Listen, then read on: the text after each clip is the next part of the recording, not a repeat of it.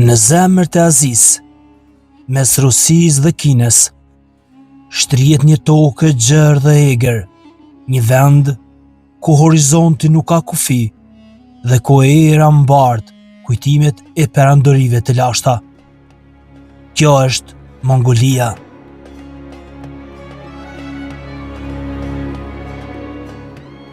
Mongolia shtrihet në një sipërfaqe prej mbi 1.560.000 km², duke renditur ndër shtetet më të mëdha në botë. Megjithatë, në këtë hapësirë gjigande jetojnë vetëm rreth 3.400.000 banor, çka bën atë një nga vendet me dëndësinë më të ulët të popullsisë në planet.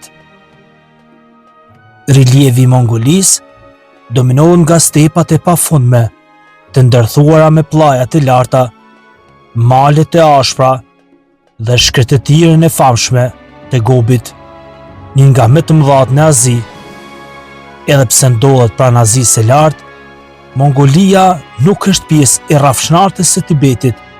Ajo shtrihet në veritë e saj dhe përbën një hapësirë gjeografike të veçantë. Malet më të njohura të vendit janë vargmalet Altaj në perëndim, ku ngrihen majet më të larta të Mongolisë, malet Khangai në qendër dhe malet Khentil në lindje, rajoni ku lindi edhe Gjingis Khan i famshëm.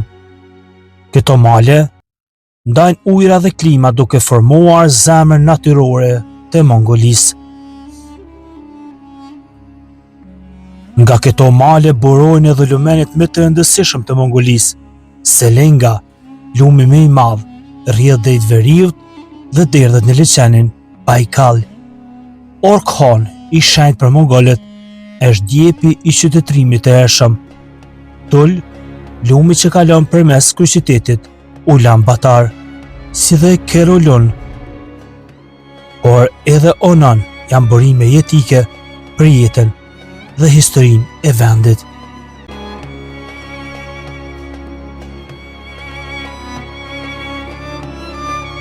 Klima e Mongolisë është ekstremisht kontinentale.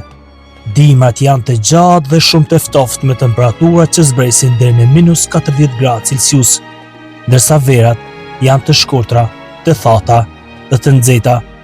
Këto kushte të ashpra kanë formuar një popull të fortë dhe të mësuar me mbjetesën, siç janë mongolët. Për shekuj me radhë, mongolët jetuan si nomad, duke ndjekur tufat dhe stinet. Shtëpitë e tyre tradicionale quhen jurta për i leshi, janë simboli një kulture që lëviz, por nuk humbë rrënjët. Por, nga këto stepat e heshtura në shekullin e 13, lindi një fuqi që do të trondiste botën.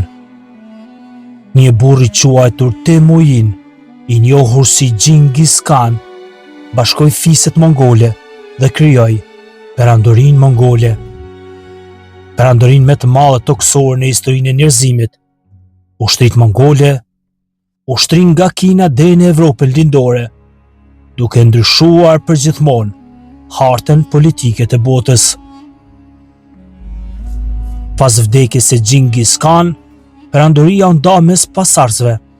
Luftrat e brendshme, distancat e mëdha dhe administrimi i vështirë quan gradualisht në rënien e perandorisë së famshme mongole. Me kalimin e shekujve, Mongolia humbi fuqinë dhe ndikimin e saj.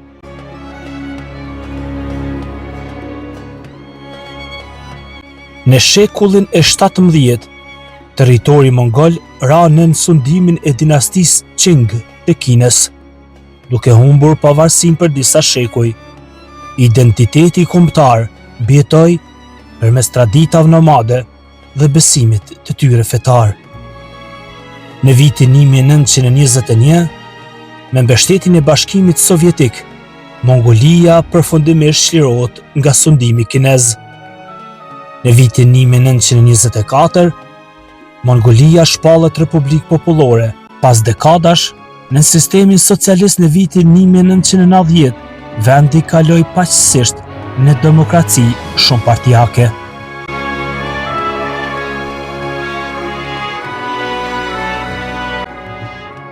Sot Mongolia është një republikë demokratike me ekonomi të mbështetur në minjera, blegtori dhe turizëm.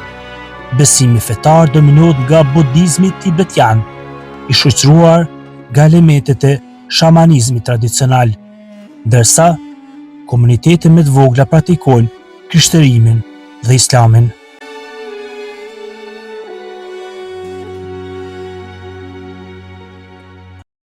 Monedha zyrtare në Mongoli është Togror apo edhe Tugrig.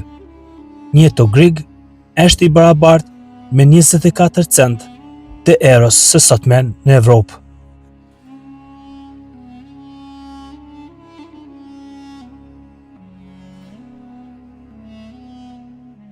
Mongolia e sotme mbetet një vend ku e shkuara dhe tashmë janë ndërthuren, një tokë ku perandorit kanë rënë, por fryma e lirisë kanë mbjetuar.